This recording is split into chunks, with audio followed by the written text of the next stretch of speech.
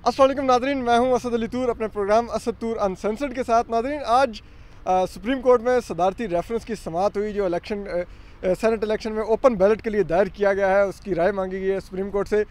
तो उसमें आज बहुत ही दिलचस्प समाअत थी। आज सुप्रीम कोर्ट में अटॉर्नी जनरल ने जो डिसअपॉइंटमेंट का इजहार किया, मायूसी का इजहार किया कि जो पाकिस्तान बार कौंसिल और बार्स ने जो करारदादें पास की हैं इलेक्शन ये इस प्रेसिडेंशियल रेफरेंस और सदारती आर्डिनेंस के ख़िलाफ़ जो ओपन बैलेट के लिए जारी किया गया है, उस पर दिलचस्पी की बात यह है कि जो बेंच था उसने भी इंडोर्स किया। 5 रुकनी लार्जर बेंच ने, जिसमें चीफ जस्टिस गुलजार अहमद हैं, जस्टिस उमरताब बंदयाल हैं, जस्टिस मशीर आलम हैं और जस्टिस इराजुल हसन हैं और जस्टिस जया अफरीदी हैं। उन लोगों ने इंडोर्स किया कि बिल्कुल ये जो बार्स हैं ये करारदाद भेज देती हैं जजेस को भी पास करके, अगर उनको है तो वो यहाँ पार्टी बन के आर्गू कर लें। जबकि इसके अलावा अटॉर्नी जनरल ने यह भी कहा कि ये बार्स जो हैं इनके लिए ओपन बैलेट तो बहुत बड़ा इनको थ्रेट लग रहा है, लेकिन जो अंदर से जो अदलिया को ख़तरा है इस प्रोफेशन को, उनका इशारा इस्लामाबाद हाई कोर्ट पर हमले की तरफ था। उन्होंने कहा उसके ऊपर इन बार्स ने कोई मजम्मती बयान जारी नहीं किया। दिलचस्पी की बात यह है कि अटॉर्नी जनरल ने खुद भी कोई मजम्मती बयान जारी नहीं किया, जबकि मतीउल्लाह जान जो सीनियर सहाफ़ी हैं उन्होंने आज से चंद रोज़ कबल अटॉर्नी जनरल से पूछा था कि क्या आप मजम्मत करते हैं, तो उन्होंने कहा कि मैं मजम्मत नहीं करता, मुझे सिर्फ अफसोस है। तो आज वो अटॉर्नी जनरल को इस्लामाबाद हाई कोर्ट पर हमले की भी जो खालिद जावेद खान है उनको मायूसी थी और उनको अफसोस भी था और वो मजम्मत भी चाह रहे थे कि बार्स कर दें, लेकिन खुद उन्होंने नहीं की भी। लेकिन इसके अलावा आज जो और भी जो अहम रिमार्क्स आए उसमें कुछ कोर्ट में आज जजेस का माइंड भी नज़र आया कि ये केस किस तरफ जा रहा है, आज ज़्यादा क्लियरली नज़र आया। आज जस्टिस उमरताब बंदयाल ने उस वीडियो का जिक्र किया जो सेनेट इलेक्शन से मुतलिक सर्कुलेट कर रही है आजकल। उन्होंने कहा कि उसके बाद तो साबित हो रहा है करप्ट प्रैक्टिस होती है। चीफ जस्टिस ने इलेक्शन कमीशन से पूछा कि आप कैसे यकीनी बनाएंगे कि शफाफ इलेक्शन हो। जो जस्टिस इराजुल हसन थे उन्होंने भी आज कहा कि जो सीक्रेसी है जो 226 में कहा गया या 178 में जो कहा गया वो सिर्फ बैलेट डालने के वक्त की सीक्रेसी है। तो ये बहुत ही दिलचस्प था, यानी कि उसके बाद की कोई सीक्रेसी बज़ाहिर ऐसा लगता है कि शायद नहीं है। ये तो खैर अभी राय आनी है और सुप्रीम कोर्ट के जजेस ने ये डिटरमिन करना है। मोअज़्ज़ज़ जजेस हैं और बहुत बेहतर समझते हैं आइन को, और इसीलिए उनकी ज़्यादातर आरा से जो अटॉर्नी जनरल है वो इंडीड माय लॉर्ड और एग्जैक्टली माय लॉर्ड कह रहे होते हैं, उनसे एग्री कर रहे होते हैं जजेस से, जो जजेस ऑब्जर्वेशंस दे रहे हैं। तो हमारे साथ मौजूद हैं हसनात मलिक। हम हसनात मलिक से समझने की कोशिश करते हैं कि हसनात आज आपको क्या लगा ये जो हुकूमत का, हमें तो बज़ाहिर ऐसा लगा कि आज काफ़ी हद तक हुकूमत के हक में केस गया, उनको काफ़ी हद तक जिसे कहते हैं उनको नज़र आ रहा है कि हुकूमत जैसे ये केस में बड़ा बेहतर जा रही है। बिल्कुल, मेरा ख्याल है कि जो इमरान खान प्राइम मिनिस्टर की ख्वाहिश थी उस हिसाब से ही प्रोसीडिंग मेरा ख्याल है वो टर्न होगी, क्योंकि यहाँ मामला था कॉन्स्टिट्यूशनल कि जी जो सेनेट इलेक्शन है वो अंडर द लॉ है या अंडर द कॉन्स्टिट्यूशन है। ये एक सिंपल सवाल था, कोई सवाल ये नहीं था कि हाउस ट्रेडिंग को रोका जाए। ये वो इलेक्शन जो प्रेसिडेंशियल रेफरेंस में लीगल सवाल ये था। लेकिन अब ये आ गया है कि अब इसने जो है ना वो जो इमरान खान कह रहे हैं कि जी करप्शन होती है, बैगों पैसा इस्तेमाल होता है, पैसों की इन्वॉल्वमेंट, वोट ख़रीदे जाते हैं, बिक जाते हैं लोग, MPs बिक जाते हैं मेरा। और उस हवाले से इलेक्शन सुप्रीम कोर्ट ने भी आज इंडोर्स की, उन्होंने कहा जी ये जो corrupt practices, there is a general perception कि जी जो करप्ट प्रैक्टिसेस हैं ये बढ़ चुकी हैं सेनेट इलेक्शन में, इसको रोकने के लिए इलेक्शन कमीशन क्या कर रहा है। और इलेक्शन कमीशन को बुला लिया। मेरा ख्याल है ये भी तकरीबन जो 10 साल में मैंने दूसरी दफ़ा election commission, chief election commissioner और इलेक्शन कमीशन को समन किया गया। अदरवाइज़ हमने देखा है कि इलेक्शन कमीशन के अरकान या चीफ इलेक्शन कमीशन को समन नहीं किया जाता। माजरत के पहले जैसे काजी फाइसा ने भी गलत ये एक प्रेसिडेंट सेट की जिसमें समन किया चीफ इलेक्शन कमिश्नर को, आज उसी को उन्होंने दोहराते हुए समन, क्योंकि वो भी कॉन्स्टिट्यूशनल बॉडी है। अगर एक जज होता है इलेक्शन कमीशन का सरबराह चीफ इलेक्शन, उसको तो समन नहीं किया जाता, अपने भाई पे वो क्या कहते हैं ब्रदर जज होता है तो उसको नहीं, लेकिन एक ब्यूरोक्रेट है लेकिन वो ओहदा वही है, उसको आप समन कर रहे हैं उसको उस तरह। तो मेरा ख्याल है ये इलेक्शन कमीशन को, और मुझे ये तकरीबन 10 साल से लगा है कि इलेक्शन कमीशन को कान पकड़ के कहा जाता है कि आप ये करें वो करें वो। मैं आपको 20 केस ऐसे दे सकता हूँ, बहुत से प्रोसेस। अब जब 2013 का इलेक्शन था तो वर्कर पार्टी की एक जजमेंट आई, इफ्तिखार चोई साहब ने अपने माइंड में जो चीज़ें थी इलेक्शन को कैसे प्रोसेस होना चाहिए उन्होंने पूरी जजमेंट लिख दी। ये काम इलेक्शन कमिश्नर का था, उन्होंने सारा कुछ जजमेंट, उस जजमेंट की बुनियाद पे 2013 का इलेक्शन हुआ, जिस पे हुआ कि ये RO का इलेक्शन है, इस पे इल्ज़ाम भी लगे और सारा ब्लेम जो है वो सब सुप्रीम कोर्ट पे आ गया था। फिर दूसरा, जब सदर ममनून का इलेक्शन था सदारती, उस वक्त भी मुझे याद है कि सुप्रीम कोर्ट ने इलेक्शन कमीशन को कहा था कि जी आपको पता है कि आखिरी रमज़ान के आखिरी अशरे में इलेक्शन करा रहे हैं, लोगों ने एहतिकाफ बैठना होता है, बाहर जाना होता है। उस वक्त मुस्लिम लीग नवाज़ और इफ्तिखार चौधरी में रोमांस चल रहा था, नवाज शरीफ साहब ने बाहर जाना था, वो आखिरी अशरे में उम्रा करते थे। तो उस हवाले से ये उन्होंने शेड्यूल चेंज करवाया, सुप्रीम कोर्ट ने तब्दील करवाया, जिसकी वजह से अपोजिशन पार्टी ने प्रोटेस्ट किया।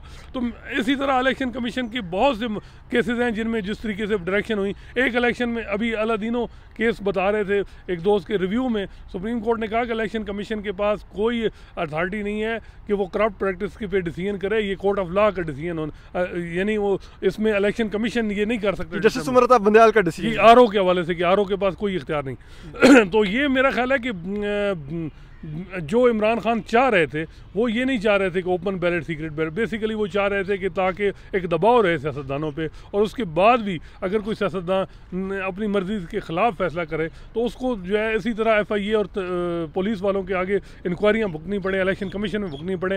ये तो बाद में साबित होगा ना कि उसने प्रैक्टिस पैसे लिए हैं, करप्शन की है या नहीं। लेकिन जब अगर उसने अपनी पार्टी लाइन से अलहदा वोट ज़मीर की आवाज़ पर यानी जो भी दिया तो उसको इंक्वायरियाँ तो भुगतनी पड़ेंगी। अब ये कौन सा बाज़मीर आदमी जो इंक्वायरियाँ भुगते और कहे कि जी मैं वोट जो है वो दूंगा।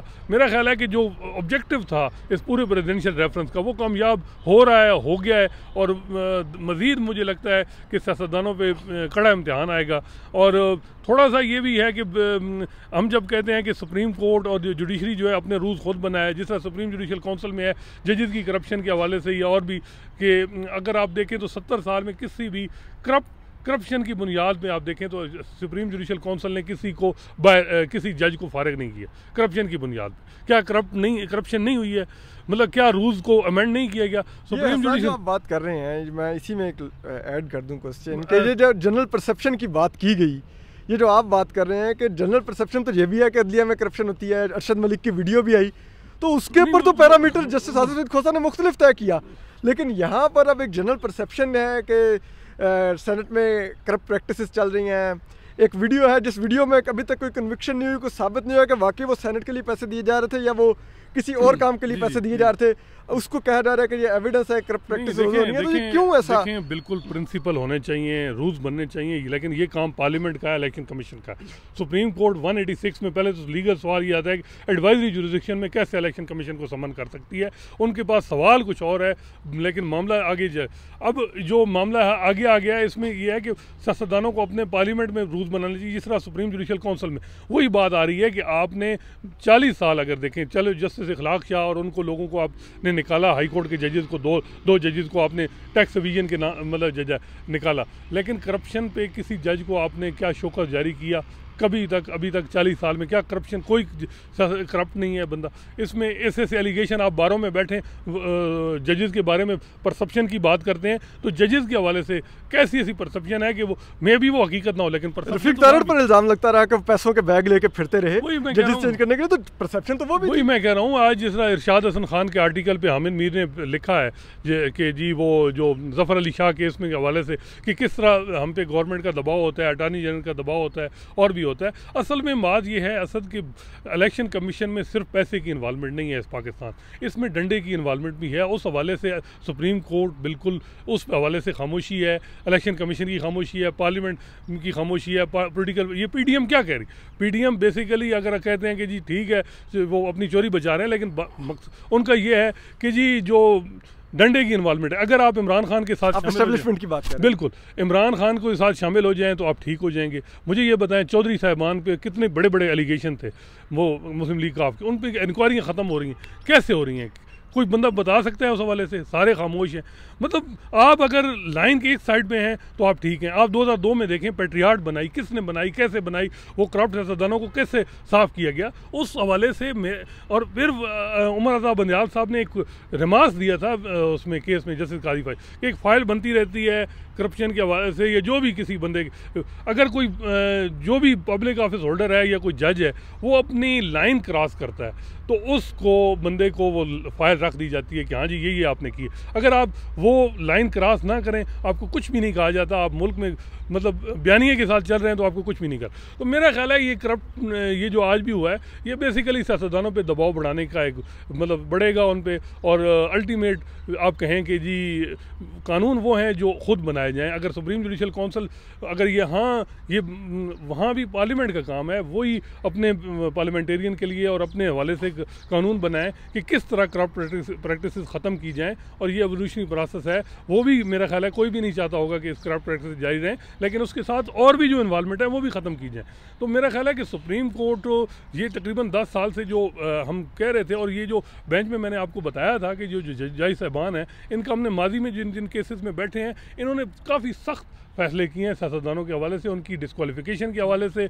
इसके अलावा और भी मतलब ये 62(1)(f की लाइफ टाइम जो डिस्क्वालीफाई किया गया जिसको वो जस्टिस उमर अता बंदियाल साहब ने आतर की। इसके अलावा और भी बड़े बड़े फैसले हैं, उनमें ये सारे जो ये 4 लोग कम से कम थे जजेस से ये बैठे रहे हैं। तो मेरा ख्याल है कि ये आगे जो असूल तय होगा उस हवाले से फिर सियासतदान चाहे वो करप्ट प्रैक्टिस में हों या ना हो, लेकिन उनके लिए मुश्किलात बड़ी होंगी, इंक्वायरियाँ खुलेंगी और उनको जो है ना हरासां होंगे, और ये इसी तरह सिलसिला चलता रहेगा। बहुत शुक्रिया हसनात। तो आज हसनात जैसे कि बता रहे थे कि ये एक सियासतदानों पर ही अल्टीमेटली दबाव डलेगा, जो इस मुल्क का सबसे कमज़ोर तबका है। ना तो कोई फ़ौज का एहतसाब कर सकता है, ना जजेस का एहतसाब कर सकता है, ना ही ब्यूरोक्रेसी का वैसे एहतसाब होता है, लेकिन सियासतदानों का हर फोरम पर एहतसाब हो सकता है। और इसमें से भी शायद सियासतदानों के लिए कुछ निकलेगा। ये नहीं देखा जाएगा कि जो अगर किसी ने ज़मीर की आवाज़ पर वोट दिया है तो वो क्यों इंक्वायरियाँ भुगते, उस पर क्यों इल्ज़ाम लगे कि वो पैसे लेके वोट कर रहा है। तो ये करप्ट प्रैक्टिसेस के नाम पर जिस तरह से सियासतदानों को कटहरे में खड़ा किया जा रहा है, हम इस पर आपको अपडेट करते रहेंगे। अपना ख्याल रखिए, खुश और सलामत रहिए। अल्लाह हाफ़िज़।